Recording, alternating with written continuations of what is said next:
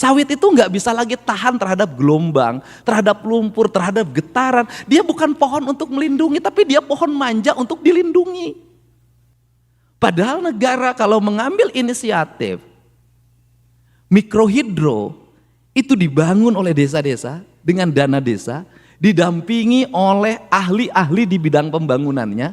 Mereka tinggal terima hasilnya. Di seluruh Indonesia itu terhampar apa? Rakyat punya kemandirian energi, rakyat punya kemandirian air. Dan mohon maaf, kalau ngomong perang, Indonesia sulit dikalahkan. Kenapa?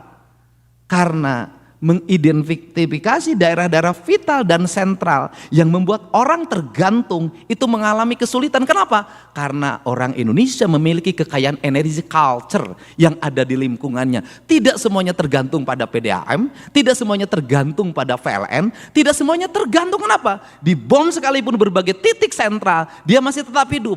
Ada sumber makanan di lingkungan, ada sumber energi. Kekayaan ini sering dilupakan oleh kita untuk membuat tersentral dan satu titik. Kenapa? Justru itu adalah kelemahan.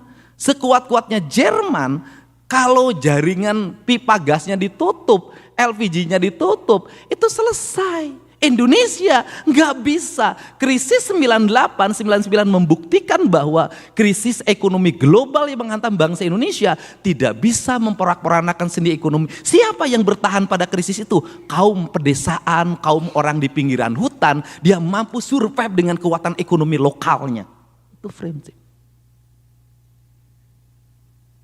Saya belajar, Pak. Saya kemarin ke Aceh, saya ke Sumbar, kemudian ke Sumut. Saya pelajari. Kenapa ketika dihantam air, dihantam lumpur, kok mudah sekali? Karena tidak ada pohon lagi, yang ada perkebunan sawit.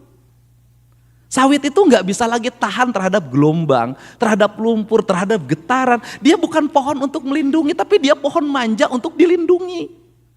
Dia ngambil air, dia harus dipupuk, beda dengan hutan. Dia tidak perlu air, menghasilkan air. Dia tidak perlu pupuk, dia menghasilkan pupuk. Dari situ masyarakatnya tidak punya ketahanan lagi. Kenapa? Lingkungannya tidak ada lagi sumber pangan. Kenapa? Sungainya sudah tercemar. Kebutuhan pokok lingkungannya padi pun udah hampir nggak ada. Semua menjadi homogen. Yang homogen itu berbahaya bagi Indonesia, bagi kebinekaan. Nah, ketika kita bicara hari ini adalah bicara fiskal.